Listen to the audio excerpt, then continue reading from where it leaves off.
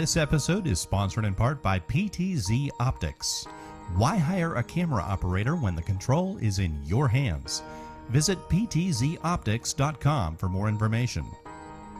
And by NewTek, makers of the TriCaster TC1. Stun your viewers, not your accountant. Visit newtek.com for more information. Hello and welcome to another edition of Salt Talk. I'm Julia Sherwin with PTZOptics. Of course, Salt Talk is for sound and light tech talk. I am joined by Stephen Haywood of PTZOptics and Jeremy Kloosterman of Resi. And today we are talking about cry rooms and overflow rooms in houses of worship. We're getting back into church. And there's still, a lot of things unfolding. And we have these additional spaces, especially when it comes to bringing, small children into the church and having those nursery and cry rooms. And sometimes, getting the audio and video to those locations can present some specific challenges. So I welcome my co-host today to start the conversation. And thank you out there to those of you who've already submitted some questions. We are getting some great questions, and you can continue to send those to us for our upcoming shows. You can do that by emailing us at salttalk@ptzoptics.com, and we will take a look at those. So welcome. How are you guys doing? I'm doing well, Julia. Doing great. Great to be here. Excited for this this big back to school, and we always joke in the church world back to church season that we're coming into. So really looking forward to everything that's coming up in this new school year. Absolutely. My kids started school today, and it's really hard to believe we're at the very last day of August. And for those of you who are joining us, we go live the last Tuesday of the month. We sort of picked Tuesday a little bit maybe arbitrarily, but that way you have time to think about what happened over the weekend in your house of worship, what happened on Saturday or Sunday, what may have not gone the way you wanted it to go when it comes to video production and live streaming.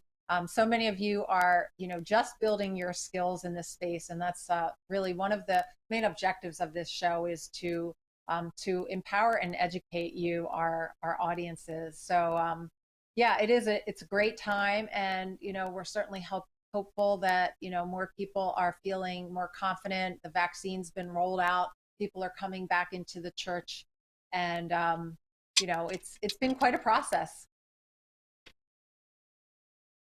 Absolutely. So I was thinking, because we are going to be doing like a tailgating thing coming up here in September. You were talking about outdoors, and my pastor, the senior pastor, actually came to me and he said, is there a way we can get video throughout the church of like walking around? And obviously we've touched on this in previous episodes about live view and using that. But one of the things that we have, and Jeremy, I don't know if you have this at your church, but we have a nursery class, if you will, that has a TV in it. It also has a big glass window, which you'll see later on when I show it here. But how do you guys handle it? Because you're a mobile church. How do you do like overflow rooms and things like that? So currently we don't have any yet, but a lot of my church clients that I work with that do have overflow spaces, whether they're mobile or not, typically it's all IP based. So a lot of times they may start out just running audio to an overflow space or a cry room, and what we see most of the time there is like a Dante audio network, where we push out just a speaker to that space. Video, again, that's kind of a different thing. And I always ask a lot more questions when it comes to video, because the church I was on staff at previously, up in Michigan, we had a lot of monitors and everything in our common areas, common spaces, but it was all within earshot of the main auditorium, so you could hear the sound coming from the auditorium. And so low latency and all of that was a big concern. And so to do video and audio, keep it in sync with what you're hearing, just so it doesn't sound like a train wreck, That's a whole nother conversation. So it all depends on where we want to go. So there's a lot of questions that need to be answered before full topics come in. But again, most of the time, easiest thing, Dante Network, getting sound into those cry rooms and overflow is first and foremost the main thing.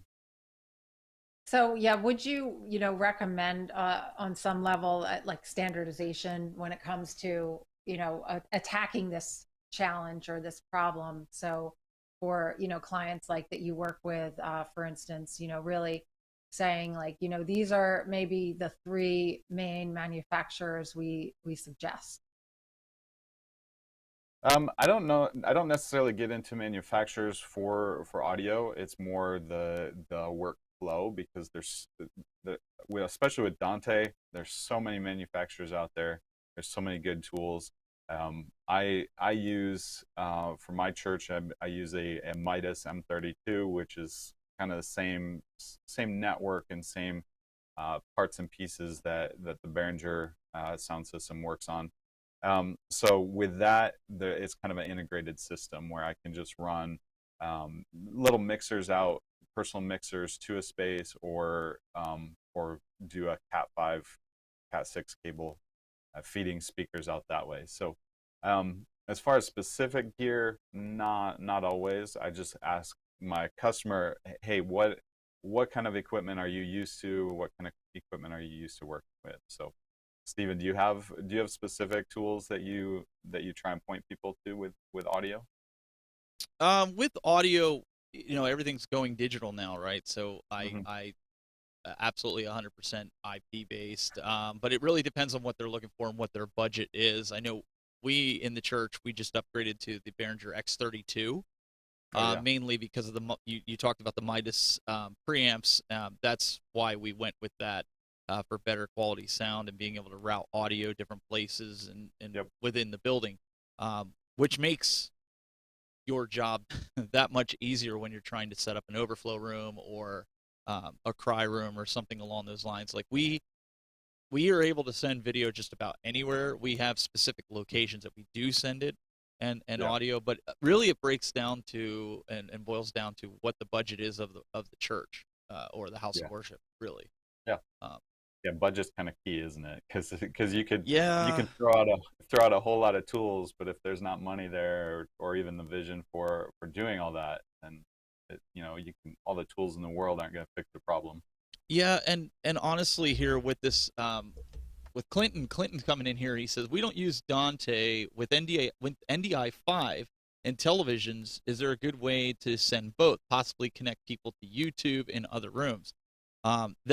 That is a really good question. I don't know if you do this, but some of these TVs have Chromecast built in. Mm-hmm. So Chromecast built into these TVs, and we've done this in the past, makes your life so much easier. Now with NDI5, you can transmit audio over, but it's still in its infancy. There's still some quirks with it. What's your experience been with? Have you done the Chromecasting? I haven't done Chromecast. I've worked with a lot of churches that will do an Apple TV, and so they have a Apple TV channel for their church where they broadcast stuff. But they're using it creatively also with kids curriculum, so they might have a separate channel with all of their children's ministry videos and things like that on there. So there are a lot of tools on there. VLC, you can typically install a VLC app and receive video on VLC player on those smart TVs, Chromecast, Roku, Apple TVs. There's a lot of good ways. There's even I think you can find a couple NDI cards, and I don't remember the exact name, but they fit into if it's a higher end TV that can receive different cards. You can run a network cable right into that TV and have the NDI feed directly going into that TV. So there's a lot of options and a lot of different tools out there for it. Julia, do you have any at your church anything that stands out to you? Well, I mean, it's just kind of been a seamless process because they've had pan, tilt, and zoom cameras for quite some time. We actually don't have any video that comes into the cry room. We have speakers in there so we can hear everything that's happening in the service. But it's sort of in one of those locations where there's windows, so you can still sort of like you'd be at the very back of the church, so you can still see what's happening at the front. But yeah, I spent quite a number of years in there with three kids within 4 years time. So that was pretty much the location where we stayed. But I would imagine too, in addition, Jeremy, you've raised a great point. You talked about budget, but there's budget and there's experience level, and so much is moving toward IP, both video based and audio based, over IP. How are you finding that works for people who are maybe newer to helping out at their church? They're a volunteer. Is that an easier process for them, or is it more complex? That's a great question. Yeah. So obviously experience, having somebody with experience, or at least knowing, what channel to go to, because there's tons of information out there. So finding a good YouTube channel that you can get that information from, a great resource. Network engineer is probably your best friend, because a topic that we'll get into here in a little bit too is possibly is audio networks and video networks, and do you want to mingle them? So the best thing is keep it simple. Just do a dedicated network where you're just sending that audio or that video on. So you're not having to try and figure out, okay, where's this signal going or coming from? Is there a lot of other traffic on this network line?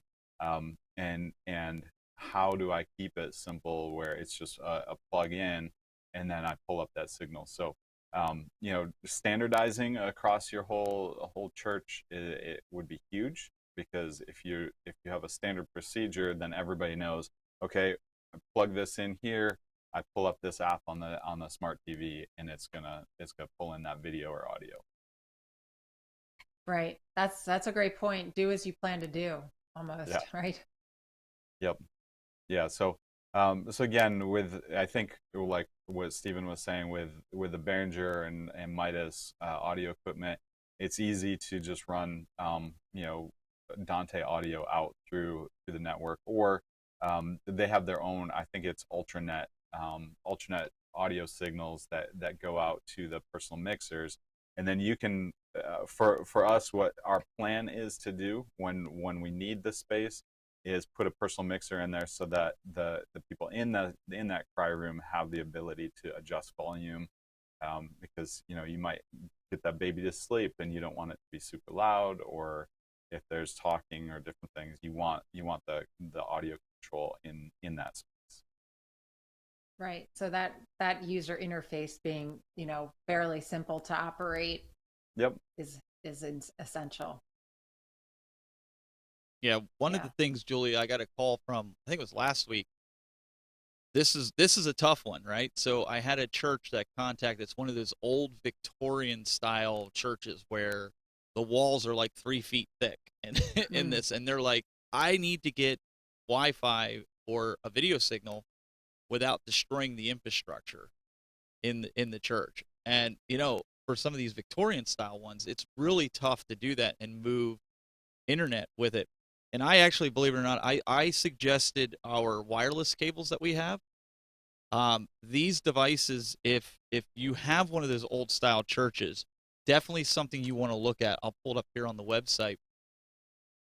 This here, for them, they're looking into purchasing this, and this will basically allow you to connect wirelessly a Ethernet signal from one building to another. And I know there's some different videos on it, so if you want to see more, you can go to the PTZOptics website. But I mean, Julia, that was something that we brought up, because I'm like, yeah, obviously you don't want to drill through those walls or mess up the stained glass windows and things like that. So it makes it, makes it difficult, right? Yeah. For sure. And it's funny too, like what I'm seeing as trends, and it all obviously depends on the type of worship service that the church is putting on. But with the more modern worship styles and getting roving cameras moving around where you have a camera operator, even those, it's really hard to get video back to the video switcher. But so in instances like that, there's so many great tools to get, NDI, wireless NDI, which again, if you're doing NDI, we always recommend a good solid network connection, physical connection.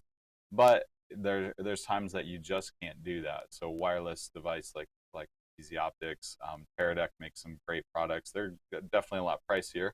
But I worked my previous church, like I was talking about, we had all ENG style cameras, so the big broadcast one, and the wireless system for that. I mean, I don't even remember how much that cost, but that was also over 10 years ago that we installed that system. So it's crazy how far the technology has come for those wireless video signals, and then ultimately just broadcasting that video throughout. Schools, churches, a lot of the older infrastructure might still have old coax cable running through the building where they connect the TVs. Still, sometimes a wired connection is the easiest and not messing with network. But then the equipment that you push out the video, that's where support is dropping off very rapidly on those products.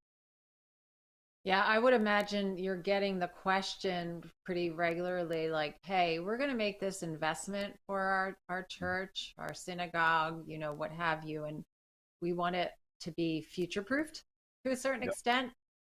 That's a little tricky. Technology changes quite often. So if you were to look at like one central thing that were to kind of enable that future-proof capability, what would it be? Yeah, a good network. Like, again, talk to a network engineer and install that solid network backbone, and that starts with switches, routers, setting up VLANs so you can have everything on a separate VLAN network. And Stephen, do you have or experience with setting up different switches and everything? I've set up some of the PoE switches with the plus, and I have them in my studio, and I'm looking into getting the Netgear ones that are specifically for NDI, and I would highly recommend those to folks. The articles I've been reading, the videos I've been seeing, not that I'm recommending hardware here, but they're really taking the step in the right direction. Yeah. When it comes to that, and I did see a question here about we've got some folks in here that are new, we've got some folks that are highly skilled, and one of the questions was, what is Dante's audio? And it's a great question. There are no dumb questions here. We're so glad that they asked that. So Dante stands for Digital Audio Network through through Ethernet. I was going to say internet, but that's the same thing, but Ethernet.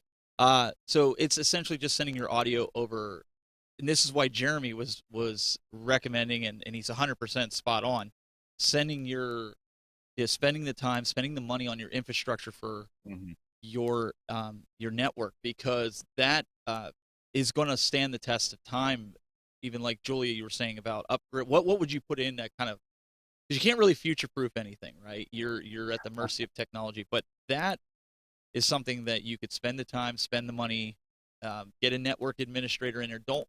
I see a lot of churches do this. They'll go buy bulk cables that are like 300 feet long when they only need 50 feet, and they go, well, what if we need to move it? And then they run into a lot of trouble with latency because they have all this extra cable spooled up on the floor.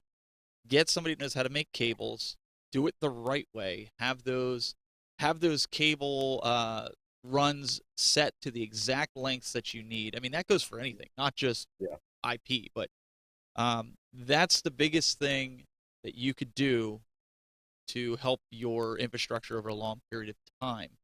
Yeah.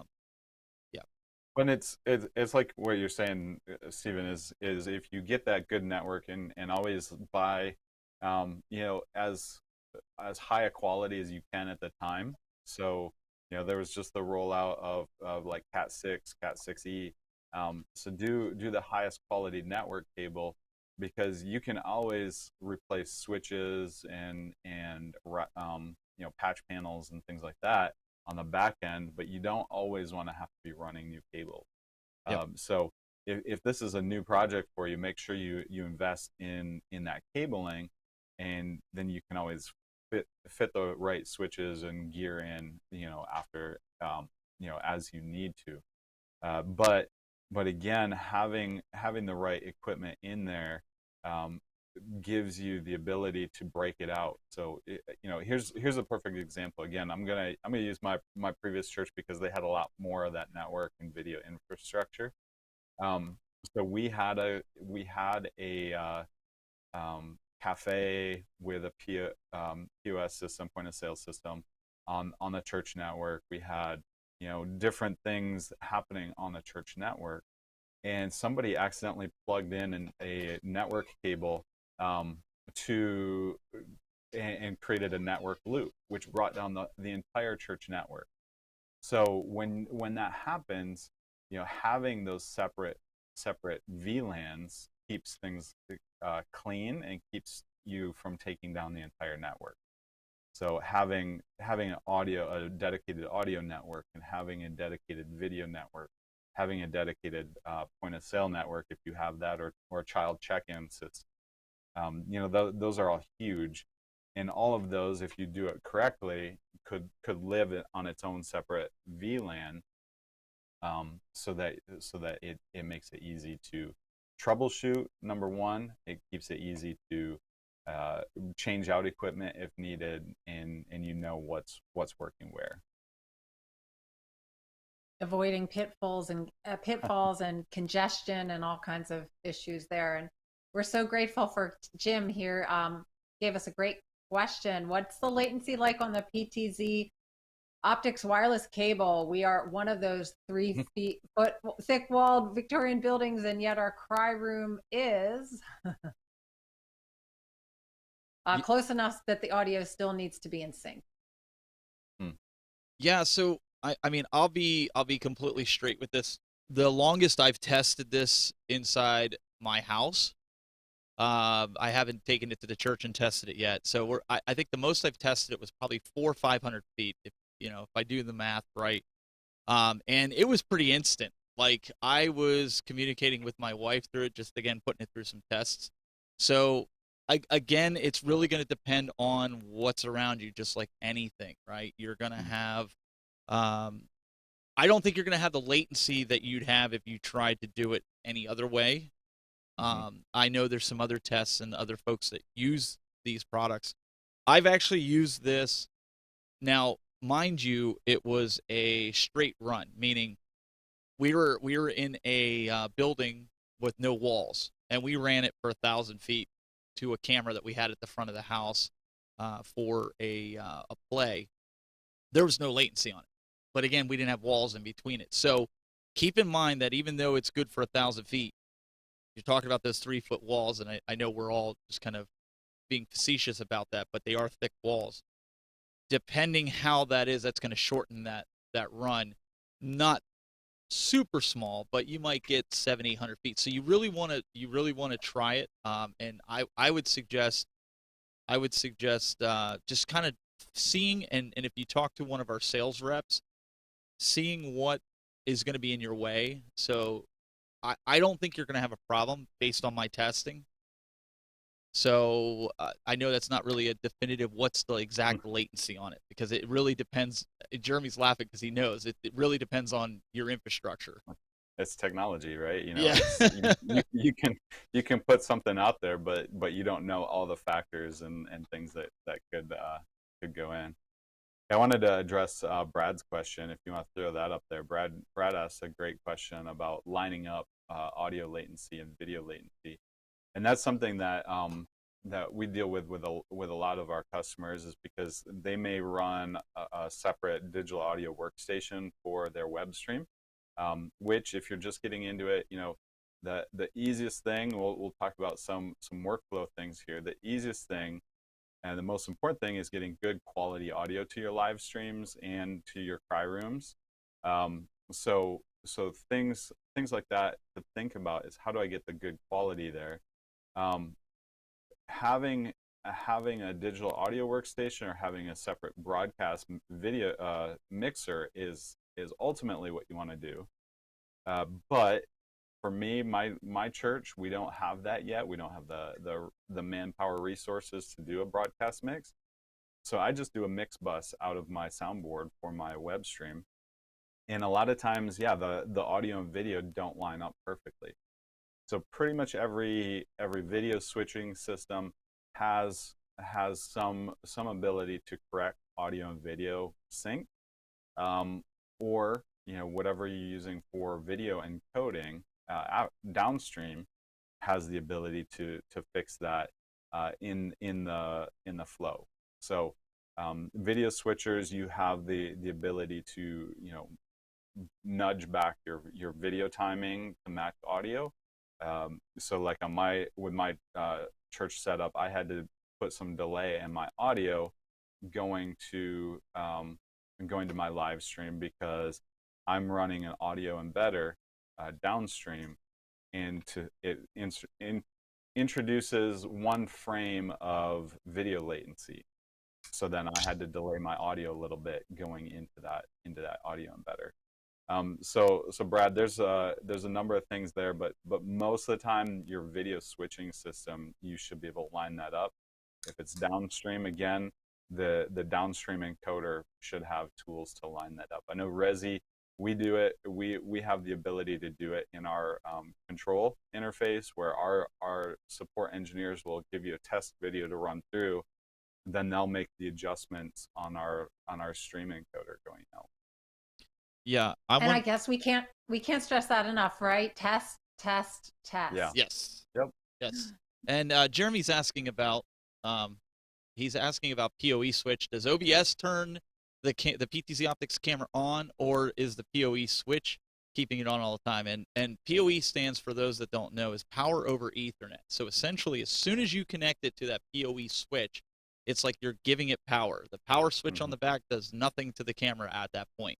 It's always going to be on. And our cameras have run, like I have one that I haven't shut off since I've gotten it back in the beginning of January, unless they have a power outage. But I have battery backup. So for the most part, it's been on nonstop. I don't shut it off.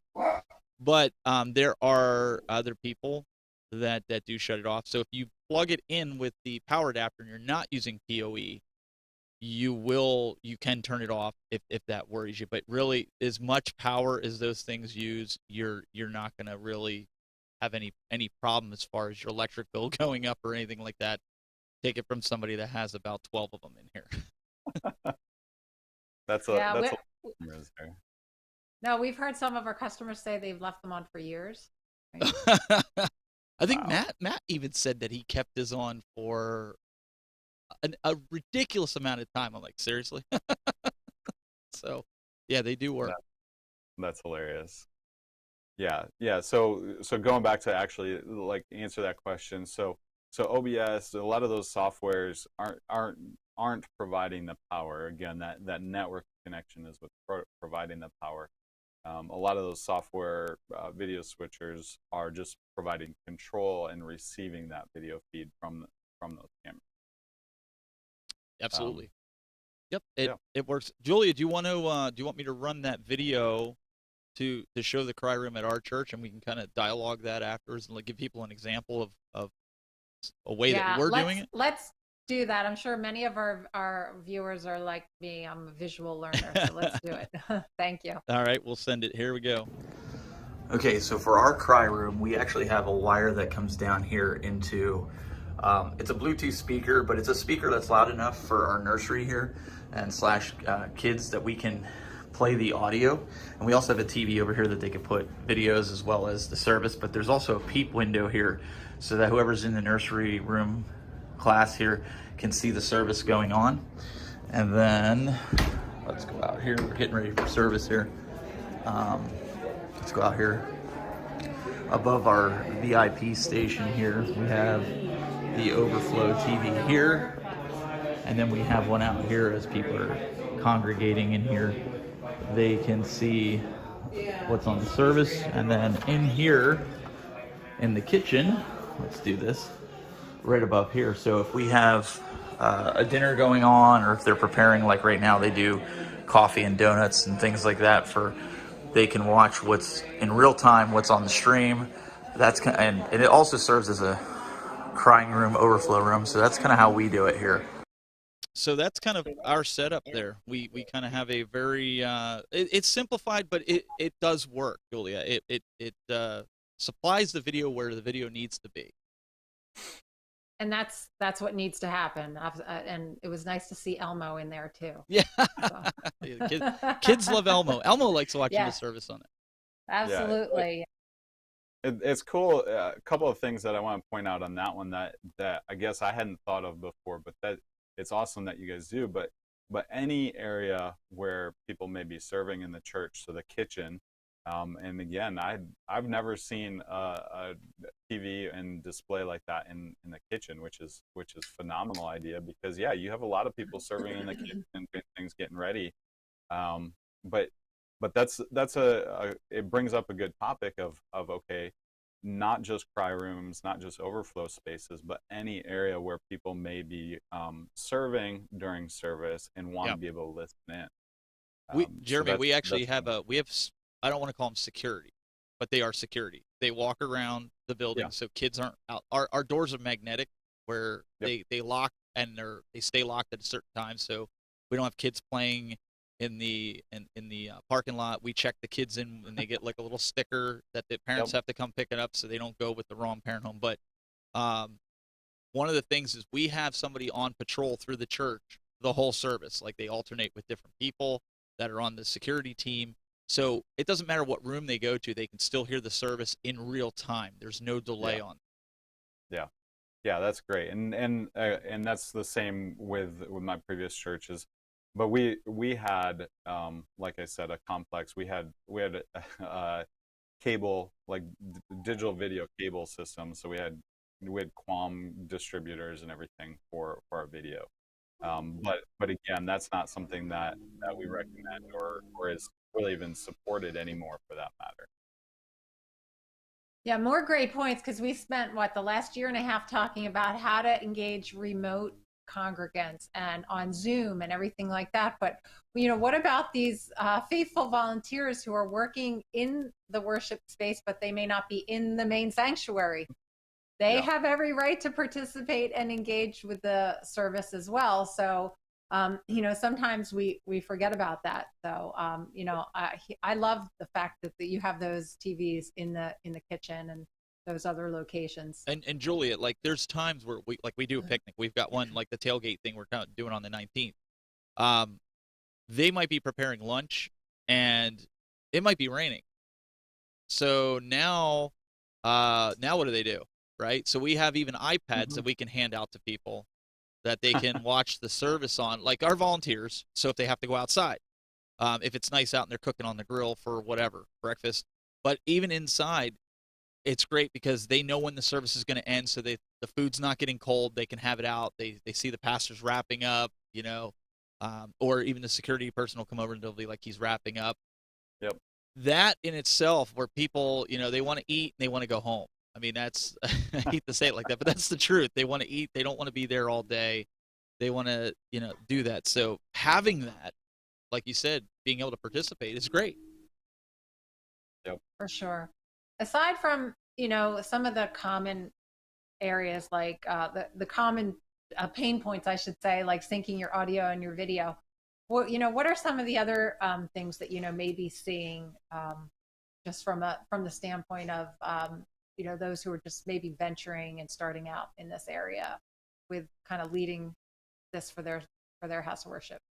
Yeah. Well, there's a great question too on Facebook. I don't know if you can bring that one up, Stephen, but there's a great question about how they're bringing in PTZOptics into vMix, and how do they get vMix video out?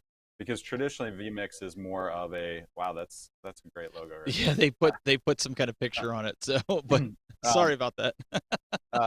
How do you get video out of like one of those software video switchers? Because typically you don't have the hardware connections or hard connections out.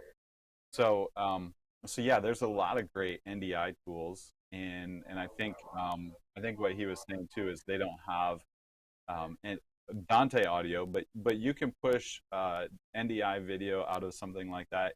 If you do have an SDI output card, which is pretty easy to get, you can get AJA or Blackmagic SDI output cards. Then you can run video that way.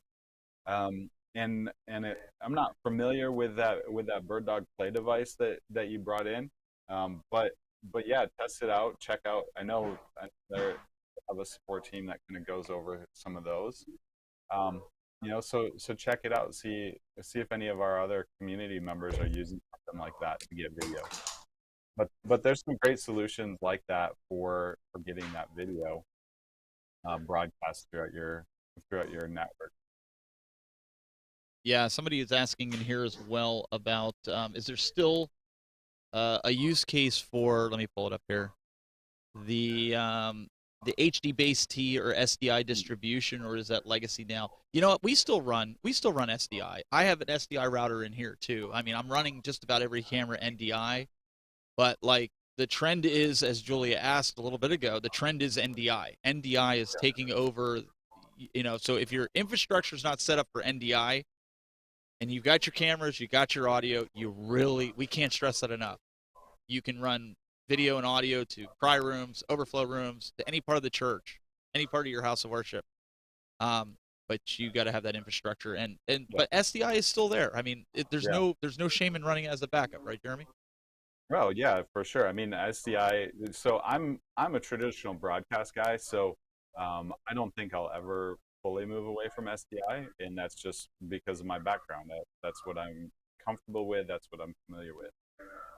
I mean, even to the point of extreme broadcast places where you're doing SMPTE 2110, so that gets into a whole new level of video over IP. There's a lot of limitations to SMPTE 2110, but you do definitely get a higher quality video in that workflow. But there's a lot out there. HD base T, there's I use HD base T to get video to projectors, to monitors. That's a great way to do that. But it's all network. A lot of that stuff is all network infrastructure. So again, focus on that network. Focus on getting good cable and good backbone there. So Jim, for those, go ahead. I'm sorry. No. So for those just starting out, I mean, I know you guys have a lot of familiarity and prefer sort of the hardware video switchers, but there's obviously multiple schools of thought on this, and some of it just boils down to personal preference. Yeah. Would you have a recommendation for those newer folks starting out, whether to use one over the other? It again comes back to budget. What's your budget? Exactly. So, so Steven's a TriCaster guy. I'm a Ross guy. So it's personal preference. Budget there is pretty close to being the same. TriCaster and Ross video switchers to some degree, and then there's a lot of other solutions out there. The Blackmagic video switchers have really blown up because of budget reasons this year. They're like $350 for a basic Blackmagic? For the very base, like the ATEM Minis and ATEM Mini Pros and things. Yep. It's amazing how cheap some of that stuff has gotten. But for my church and what some of the things that we wanted to do, we saw limitations with mixing frame rates and mixing camera sources. So for us, it wasn't a good solution. And that's another thing is you have to figure out, okay, what am I standardizing on? What video resolution, frame rate, what am I going to be working with? And then getting a system that's going to work well with that. So going along with that, if you have the budget for hardware, you may want to go hardware and have something dedicated. Yep. But I always suggest to people, there's free solutions out there. OBS is great to start out with if you have nothing and you want to get into the graphics picture. And let's say you don't have the most powerful computer on the planet. There's a product that you can use no matter how powerful your computer is, whether you're using OBS or if you want to use it with TriCaster, or if Ross takes some kind of HTTP input, I'm not very familiar with their setup, but Stream Elements, you can go there. This is free. You can have all these overlays that are already created. A lot of gamers use this, but I use this for a lot of really cool wipes. You can have animated graphics and stuff. But I was trying to look to see if they had anything that we could look at. But it's all cloud based, so all the graphics. So here's a good example. Now, granted, a lot of gamers and stuff use this, but you could use this for your church. There's countdown timers, and you customize it in the cloud. You can put it into your Wirecast, your vMix, your OBS, even your TriCaster, your Ross. I'm assuming, because Ross is a powerful system. So you can do stuff like that and have that high power capability without spending a lot of money. So my suggestion is spend your money on your infrastructure, spend your money on your cameras and your audio, get that all dialed in, use a free piece of software like OBS to get rolling, use Stream Elements, then think about, once you know the direction you're going and you've got more funds built up, decide where your expertise is going to go. That's my honest opinion. Yeah, exactly. And again, with OBS, my experience is you need some time because there's a learning curve. Some of the other prepackaged tools like vMix and Wirecast are a little bit more ready to go. You can easily jump in and use that. But the cool part with any of those is most of those tools now have a video output, so you can take your program output and push it out hardware wise. So you can push out a HDMI signal or SDI signal or NDI signal, and then that will tie in. So all of those solutions, they're very versatile. I have another friend of mine who uses StreamYard, Switcher Studio. There's so many of those tools out there, and they've just exploded over the past year. So so you don't need to worry. I can't do this because I don't have the most powerful computer in the world, or I don't have an eye for graphics. I don't have a graphics designer. Julia, things are a lot different now than it was when you were on TV. Absolutely. Things have certainly changed, and I get a new email solicitation almost every day for different products, and so many that are free. Yep. Yeah. That's the cool part, and that's what Clinton was saying here in the chat room. He was saying that with NDI, it's cut his budget way down to be able to use it, and it's free. I mean, Julie, I'm sure you were used to using like a Chiron system and all that for graphic overlays, and how much are those Chiron systems? Like, those were hundreds of thousands of dollars, and now you get everything in with these graphic overlays that are free or next to nothing. Well, I mean, it's really just kind of what happened too with pan, tilt, and zoom cameras from the big broadcasting cameras. You can have a home studio like I'm right now in my office, and I've got a PTZOptics USB camera. I mean, it doesn't get any easier than that. So, and for those who are PTZOptics customers, that you've got that support. Our team has won awards for support. If you're working on a project, you can actually pick up the phone and get someone to answer on the other end. So, that's another, key to the reason a lot of people come to choose our products, because they know it's not, it's a relationship, it becomes a community, through shows like this and through our support and knowledge base and our forums and things like that. So there was a question here from Indy in the chat room about, I guess, the Stream Elements that I showed. So with this, let's understand this here. This is just an example of a gamer doing it, but what I was showing you is their high-res overlays. So they have ones kind of like what we're doing right now with the split boxes and things like that. So you have to look around. There's artists making this stuff all the time. So you have to log in with your YouTube credentials, Twitch credentials, whatever are the ones that they have, and look at them. But you can find ones that are for a house of worship. You can do just like we're doing now, split box here, or a double box like this. Yep. There's options in there for it, so you have to check it out. And then you can get into the really, the virtual sets Exactly. So like if you have a green space or green room that you can completely key out your background and put yourself in a virtual space. There's some that are pretty cheesy looking, and quite often those are free. Get your foot in the door and get into some of those virtual spaces. But then there's some really nice virtual backgrounds, and I've seen phenomenal ones that have been rolled out, especially this past year, because nobody wants to see a news anchor sitting in their same space all the time. They want to see them moving around and interacting, and they were now able to do that with remote home studios. So it's come a long way in this past year.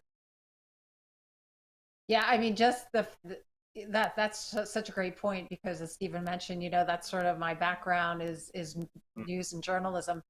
The past year and a half, being able to see anchors do this from their home, it's Yeah. like almost, would have been completely unheard of before the pandemic, and then it became a necessity, and then it became a reality that could, be achieved pretty easily. So Yep. Well, and then to speak to that, one big thing, and here's why infrastructure is important, is because everybody started streaming, there were so many issues. And if you've been streaming for since before lockdown happened and everything, you experienced it. There were issues with networks being brought down because of the amount of bandwidth going through.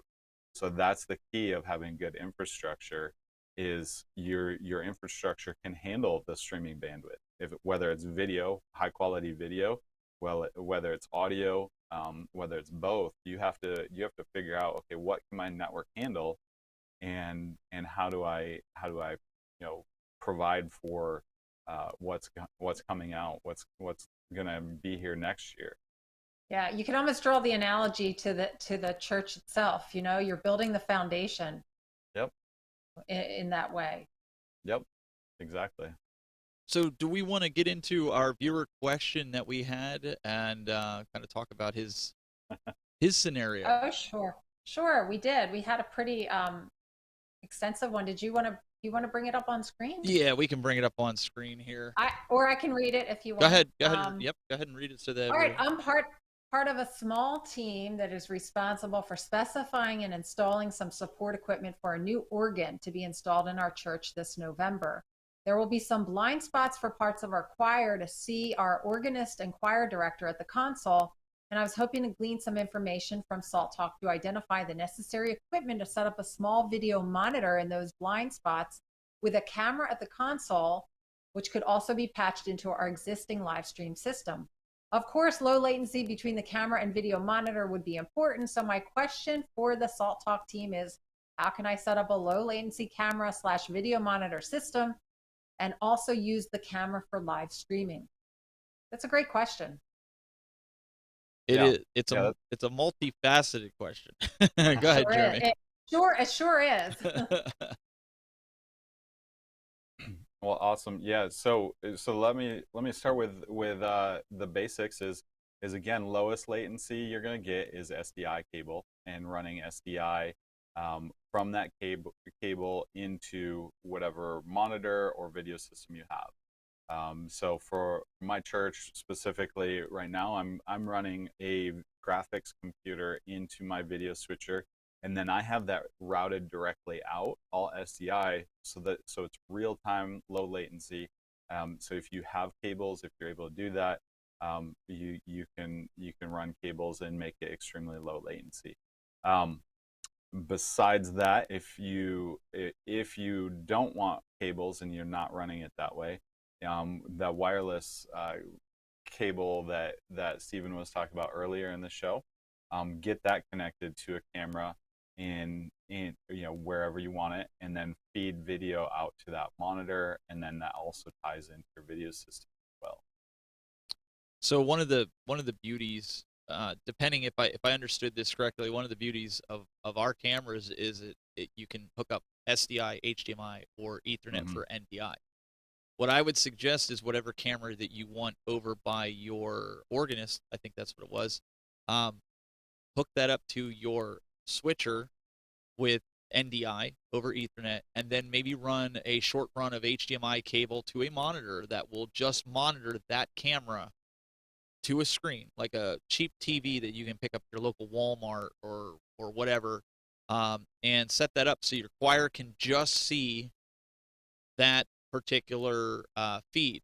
Now, as Jeremy was saying, if you want them to see all the cameras, right, you would have to set up maybe another input on that monitor, say an HDMI 2, and then you could feed it both. But honestly, if you had a camera that is capable of doing multiple outputs, that's going to be your best bet, because you could just, if they just need to see your organist for like hand cues, which is what I'm assuming that's why you want to do that, that would be my best recommendation. So that way you can use it to stream using NDI and also use the HDMI to a TV.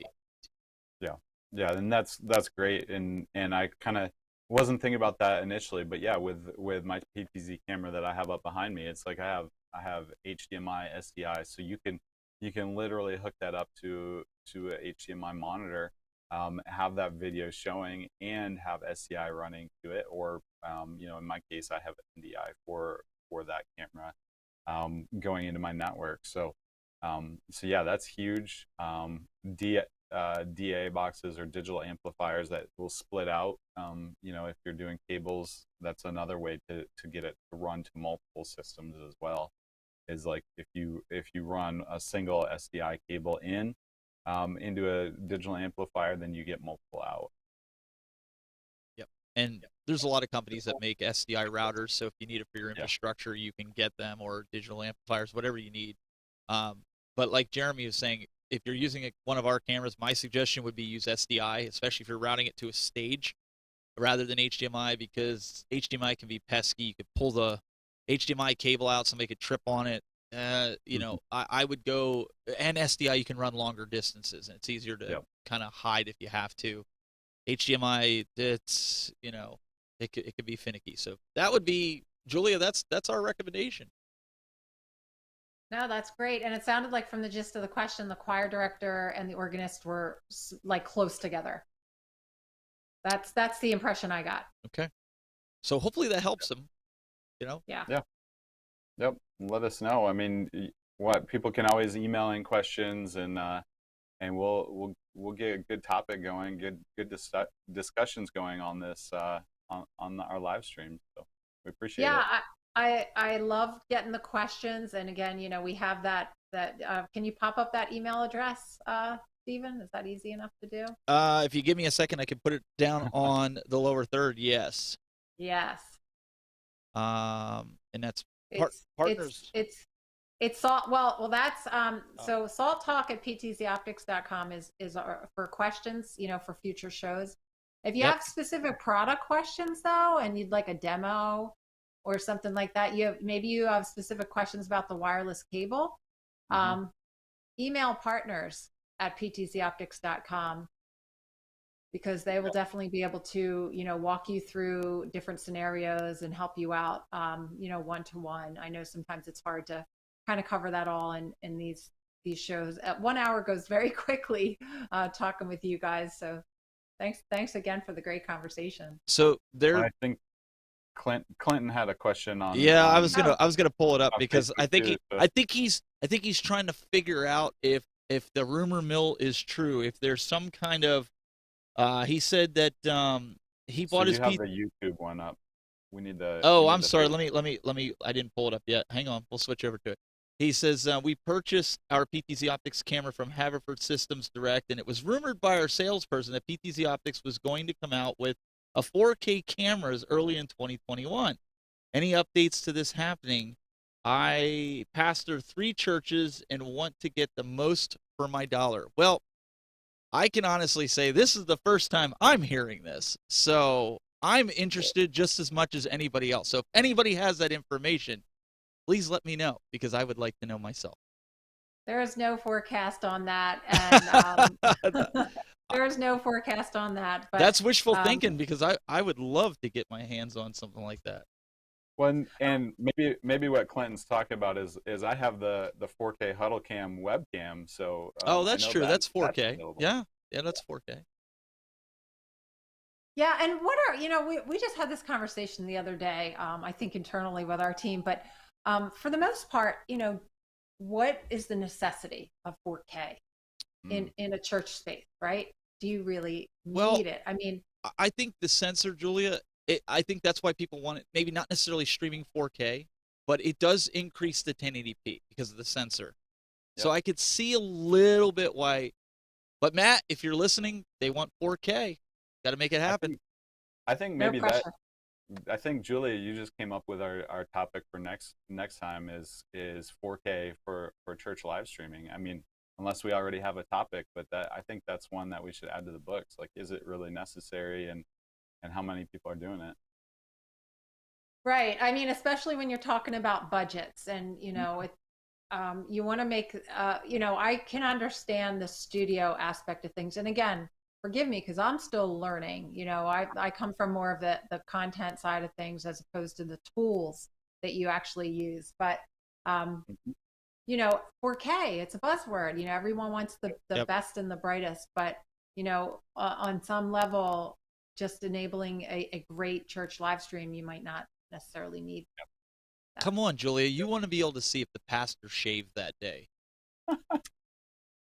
That's what everybody. That's what everybody wants to see. They want to watch.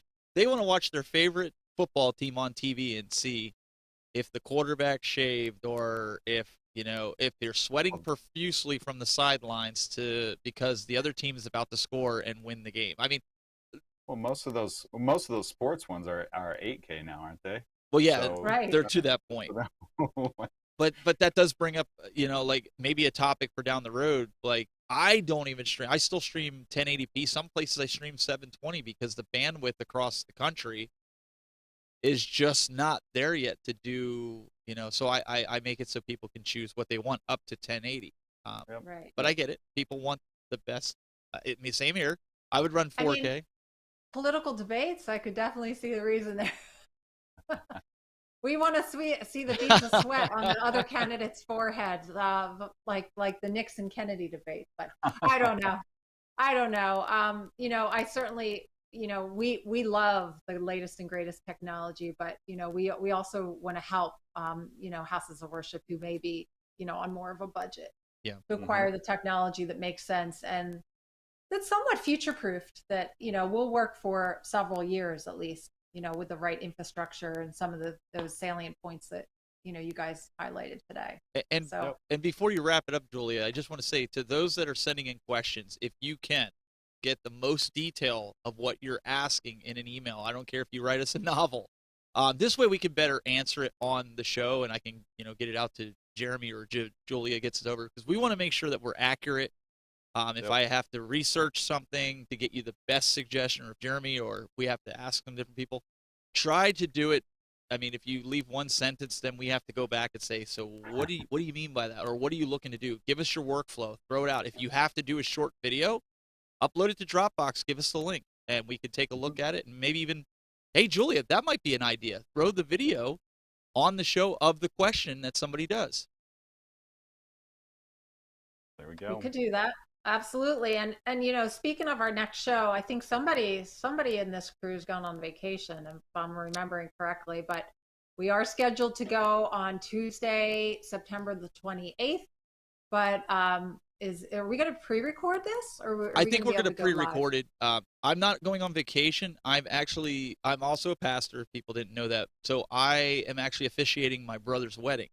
So I will be out of town for 2 or 3 days. So that's why we're going to do that. So if everybody's cool with the pre-recording, get your question in before that, and you'll be able to watch it on the same Tuesday that you always watch it. And we'll check the comments and stuff when we're back in the office, right, Julie?